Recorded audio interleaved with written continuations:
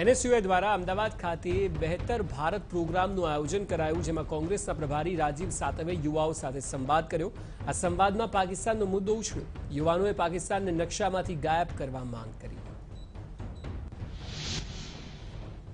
રાજકોટની ધોરાજી નગરપાલિકામાં ભાજપ અને કોંગ્રેસના વિખવાદના કારણે લોકો હાલાકીનો સામનો કરી રહ્યા છે। નગરપાલિકાએ 17.5 કરોડ રૂપિયાના વિકાસના કાર્યો મંજૂર કર્યા, પરંતુ પોતાના વિસ્તાર માટે ઓછી ગ્રાન્ટ મળી હોવાનું બહાનું કરીને ભાજપના સભ્યો કાર્યમાં અવરોધ ઊભા કરતા હોવાનો આક્ષેપ સત્તા પક્ષે લગાવ્યો।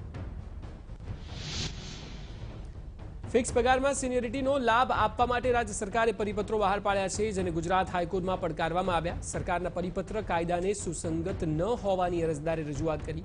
ફિક્સ પગારમાં લીધેલા લોકોને પાછલી અસરથી લાભ આપવા રાજ્ય સરકારે નિર્ણય કર્યો છે।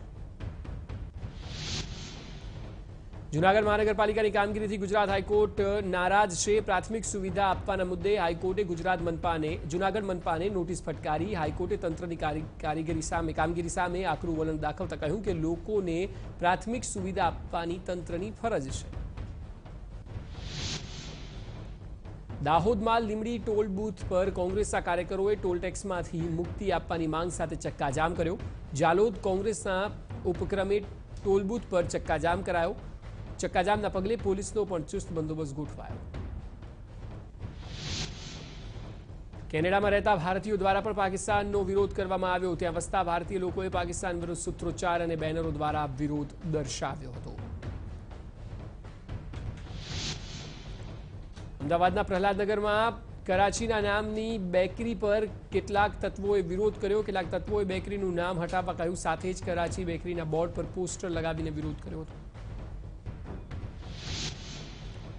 જામનગરમાં બ્રાસના ઉદ્યોગકારોને જીઆઈડીસીની નોટિસ મળી છે, જે અંગે 2 વર્ષની રજૂઆત બાદ પણ કોઈ ઉકેલ ન આવતા ઉદ્યોગકારોએ આંદોલનની ચીમકી ઉચ્ચારી।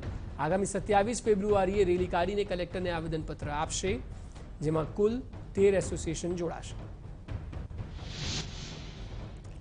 સુરતમાં વધુ એક ક્રિપ્ટોકરન્સીના નામે કૌભાંડ આચરવામાં આવ્યું, જેમાં ફરિયાદ બાદ પોલીસે એક શખ્સની ધરપકડ કરી।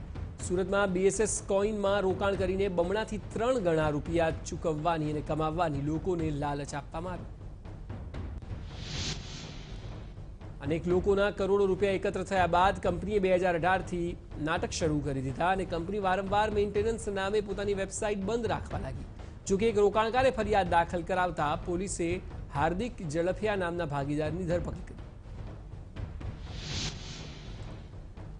ભરૂચના અંકલેશ્વરમાં યુવકની હત્યા મામલે પોલીસે ઝારખંડના એક શૂટરની ધરપકડ કરી। રોની ઉર્ફે મોહમ્મદ સિરાજે પૈસાની તંગીને કારણે હત્યા કરી હોવાનું તપાસમાં ખુલ્યું। પ્રાથમિક તપાસમાં પોલીસે મૃતકના પાડોશીના 2 સગા ભાઈની ધરપકડ કરી હતી। રાજકોટના ધોરાજીમાં આવેલા ભૂતવાડ પાટિયા પાસે અજાણ્યા યુવાનની લાશ મળી છે। યુવાનના માથાના ભાગે બોથડ પદાર્થ વડે હુમલો કરાયો। પોલીસની પ્રાથમિક તપાસમાં યુવાનની હત્યા થઈ હોવાનું બહાર આવ્યું। હાલ પોલીસે મૃતદેહને પોસ્ટમોર્ટમ માટે ખસેડ્યો છે।